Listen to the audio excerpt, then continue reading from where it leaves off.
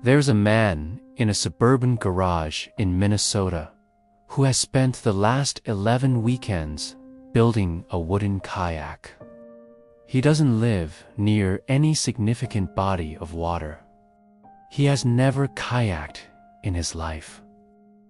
When his wife asked him around week 3 who the kayak was for, he looked at her with an expression that suggested the question had never crossed his mind. Long, paper-thin strips of wood are carefully clamped to a strong back form he built himself from plans downloaded at 2 a.m. upstairs. The kitchen table still bears the faded water ring from his coffee mug and a well-worn library book on strip-built boats. He is 51 years old. By day, he manages supply chain logistics for a medical device company. No one in his life asked for this kayak. He is building it anyway. Watch his face as his hands glide slowly along the hull, checking for fairness in the curve. It's something far deeper, psychologically precise and profoundly ancient. A signal his conscious mind may never fully translate into words. And that signal is older than his career, older than his marriage, older than his home. The body thinks. Psychologists call it embodied cognition, the idea that thinking is not confined to the skull. Your hands are cognitive organs. It is thinking through the body. Knowledge lives in muscle memory, in the precise pressure of a hand plane, in the intuitive read of grain direction, in the way your shoulders instinctively adjust to maintain perfect balance on a curved hull. This is a form of intelligence that no spreadsheet, no Slack message, and no AI prompt can ever fully replicate. The garage speaks in resistance, curvature, tension, and release. The way cedar bends when steamed and clamped. The satisfying thunk of a perfectly seated rivet. The soft hiss of sandpaper revealing the wood's hidden figure. These aren't competing languages. They are entirely different cognitive systems. Humans reach their deepest satisfaction when challenge perfectly matches skill. Feedback is immediate and honest, and we retain complete agency. Flow doesn't care whether the project was requested. It only demands total presence. A commissioned bookshelf or a neighbor's suggested deck can produce moments of flow, but external expectations subtly contaminate the experience. The unrequested project is pure. It exists exactly at the sacred intersection of what you are capable of and what your soul deeply wants to attempt.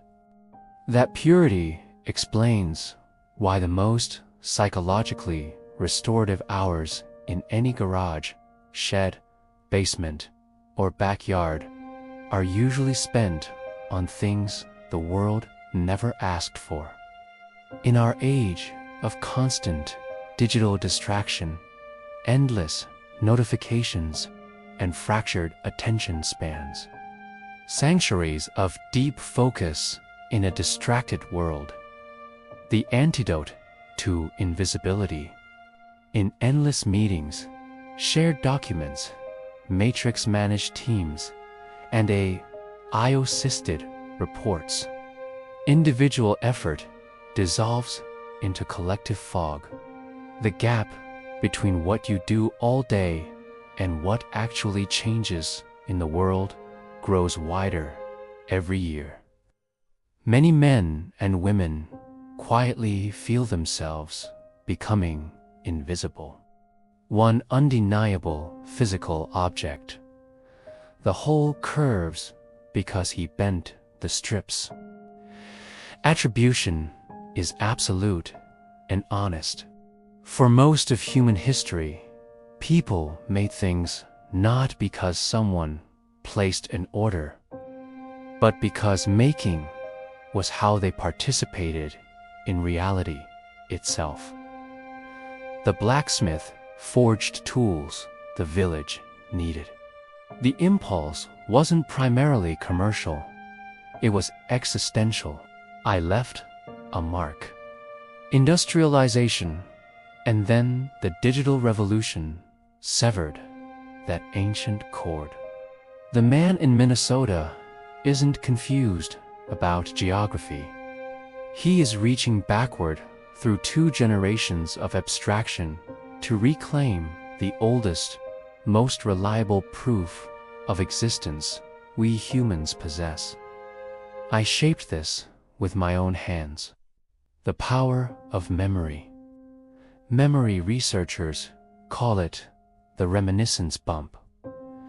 The years between 15 and 25 when our most vivid, emotionally charged memories are formed. For millions of people, those identity-shaping moments happened in a garage, shop class, basement workshop, or beside a patient grandparent. A real tool was placed in their hands with real responsibility. The first time raw material became something beautiful and new. Those memories don't fade like ordinary ones. They become internal templates, lifelong reference points against which the rest of life is measured. The kayak isn't a midlife crisis. 18 months ago, his wife Beverly received a terminal pancreatic cancer diagnosis. For the first 2 weeks, he turned a bowl every single day. Beverly would find them on the kitchen counter each morning, still warm from the lathe's friction. She never asked why. After 40 years together, she understood. The bowls were not bowls. In a season where the single most important thing in his life was completely beyond his control, the lathe remained the one place where cause and effect still obeyed the ancient rules. Turn the tool, the wood yields. Beauty and order emerge from formlessness. That same evening, Howard turned one final bowl, cherry, dark and tight-grained. He placed it on the kitchen counter where she would have found it. It sat there for 3 days before their daughter took it home. That bowl was never meant to hold fruit, nuts, or keys. It was meant to hold the hours a man spent making it while the woman he loved was still breathing in the next room. Embodied cognition tells us the brain is speaking its oldest, most fluent language. Self-efficacy, psychology, tells us the finished object restores a sense of agency that modern life quietly steals from us every single day. The unrequested project is not purposeful thing. It is often the most purposeful thing happening in that person's life. It is one human being insisting against the entire architecture of contemporary existence that their hands still mean something. If you have ever finished something no one asked for, stepped back under the garage light, and felt a particular kind, earned, profound quiet settle over the space. You know exactly what that feeling is. It isn't exactly pride. The deeper, more urgent question is, what invisible price are you paying in your mind, your body, your spirit, and your sense of self every single week you don't?